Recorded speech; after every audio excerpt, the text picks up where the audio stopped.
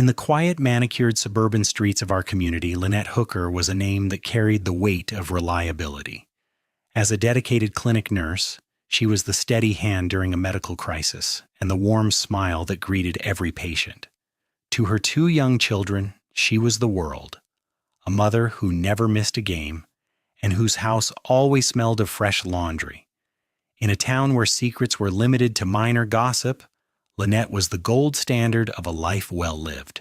She was the neighbor everyone trusted, making what happened on the morning of October 12th incomprehensible. The morning began with the mundane sounds of a household in motion. Lynette followed her usual routine, preparing school lunches with precision. She packed the sandwiches, tucked in small notes, and kissed her children goodbye as they headed for the bus. Nothing felt out of place. There were no dark shadows, no sense of doom in the autumn air. At approximately 9:15 a.m., gas station footage captured the last known image of Lynette. She was seen filling her silver SUV, adjusting her scarf, and checking her watch. She looked calm, perhaps a bit hurried, but otherwise entirely herself.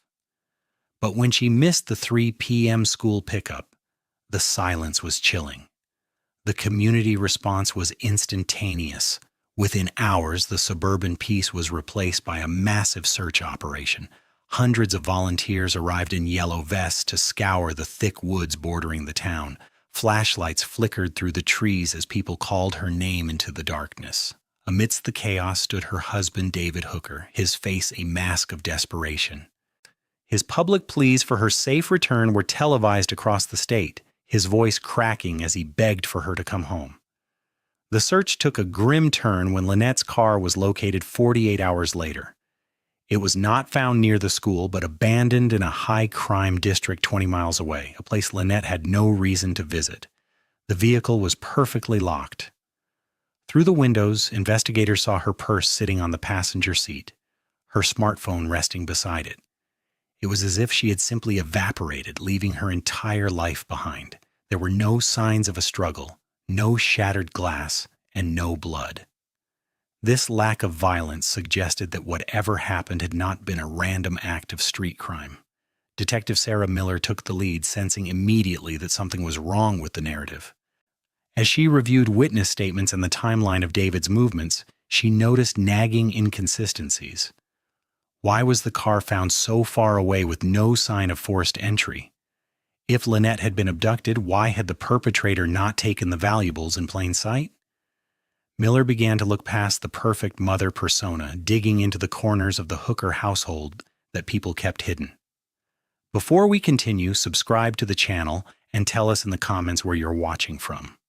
In the back of Lynette's home office, tucked behind a shelf of medical textbooks, Miller found a secondary high-end laptop that David claimed to know nothing about. It was heavily encrypted, protected by layers of security that seemed far too sophisticated for a nurse. It took the department's tech specialist hours to bypass the firewall. But once they were in, they discovered a hidden digital life. There were logs of medical records, financial spreadsheets, and a folder of documents related to local land developments. But it was a single deleted email, recovered from the trash, and sent at 11:34 p.m. on the night before she vanished. That changed everything. It was addressed to an anonymous recipient containing one haunting sentence that chilled Miller to the bone. It read, "I can't keep your secret any longer, even for the money." The beloved nurse was not just a victim, she was a woman standing at the center of a storm she could no longer control. Detective Miller stared at the financial records spread across her desk, the fluorescent lights humming like a persistent headache. The further she dug into David Hooker's life, the more the image of the grieving husband dissolved. David wasn't just in debt, he was drowning. Massive gambling losses had hollowed out their savings, creating a 6-figure void. Even more damning was a life insurance policy updated 3 weeks before Lynette vanished. The coverage had been doubled, naming David as the sole beneficiary. The motive was as old as time, yet it felt almost too convenient for a case this complex. Seeking a different perspective, Miller turned to the city's digital periphery. She spent hours scrubbing through security footage from a warehouse located near the gas station. That was when she spotted the shadow. A dark, matte black SUV with tinted windows trailing Lynette's vehicle with predatory precision. It maintained a calculated distance, mirroring every turn. When Lynette headed toward the high crime district, the SUV followed her into the gray industrial zone. The license plate was obscured, a professional touch suggesting this was no amateur stalker. This was an orchestrated hunt. The investigation moved to the clinic, where co-workers provided missing pieces of Lynette's emotional state. They spoke of a woman who had become a ghost. Lynette hadn't just been unhappy, she had been terrified. One nurse revealed that Lynette had been quietly consulting with a legal firm specializing in witness protection. She wasn't just planning to leave David. She was preparing to vanish entirely, as if she knew that leaving her husband wouldn't be enough to stay alive.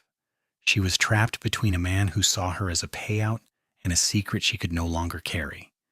A flicker of hope emerged when a local drifter was apprehended, clutching a floral scarf that matched Lynette's. The town held its breath, hungry for a monster to blame. However, the interrogation room only yielded frustration. The man was trembling, swearing he had found the scarf in a dumpster miles away from the abandoned car. It was a calculated red herring. Bait left to lead police down a dead-end path while the real players remained invisible. The scarf hadn't been lost. It had been discarded to manipulate the investigation's timeline and confuse the trail. The tension shifted when Elena, Lynette's estranged sister, arrived with a haunted expression. They hadn't spoken in years, yet Elena carried a package mailed on the morning of the disappearance.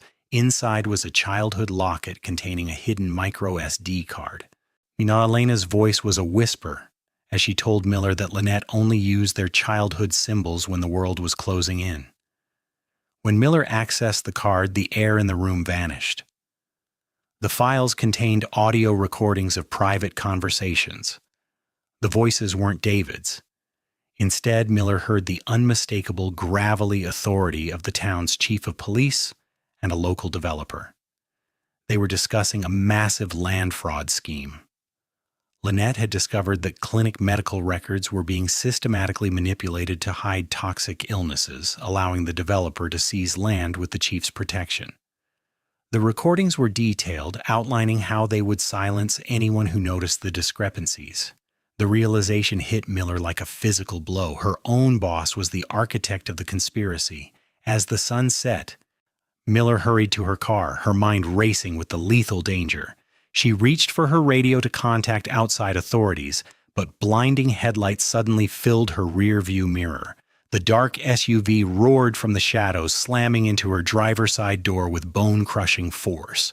Miller's world spun into a chaotic blur of shattering glass and twisted metal as her car was forced off the road by the same dark SUV predator that had taken Lynette. The world was a kaleidoscope of fire and glass. Sarah Miller's lungs burned as she crawled from smoking ruins of her sedan. The dark SUV had vanished into the night, leaving her for dead in a roadside ditch. The impact had been calculated, a steel fist designed to silence her forever.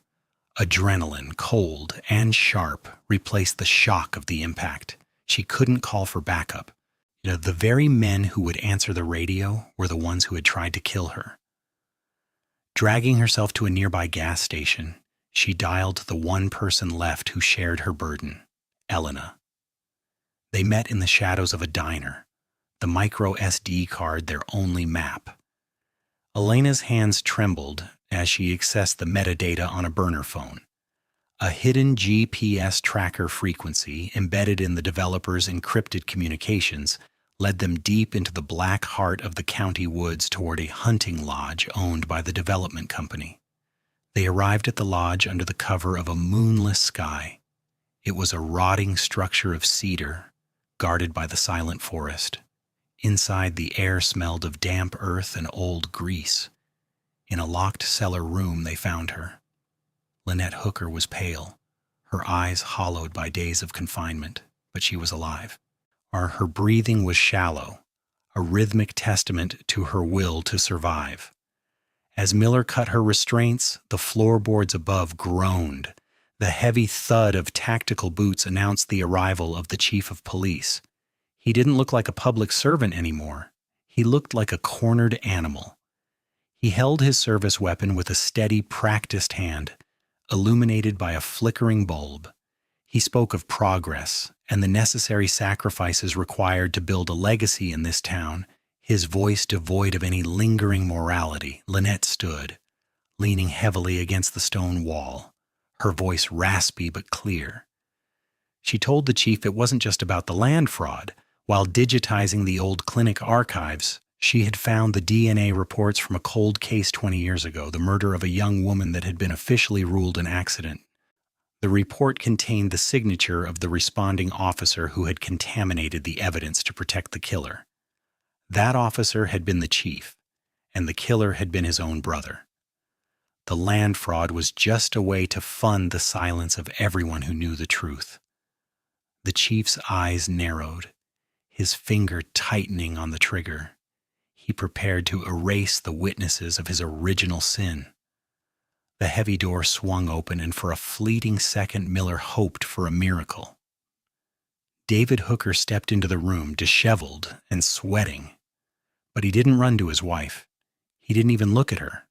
Instead, he turned to the chief, his voice a pathetic whine as he demanded the rest of his payment.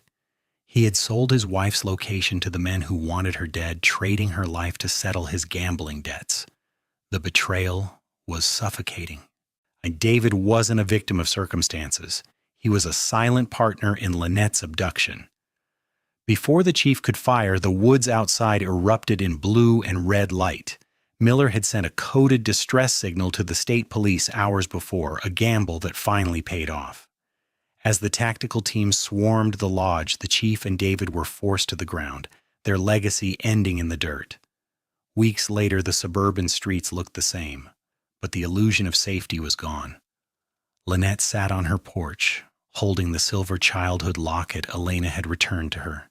She had her children back, but the man they called father was behind bars.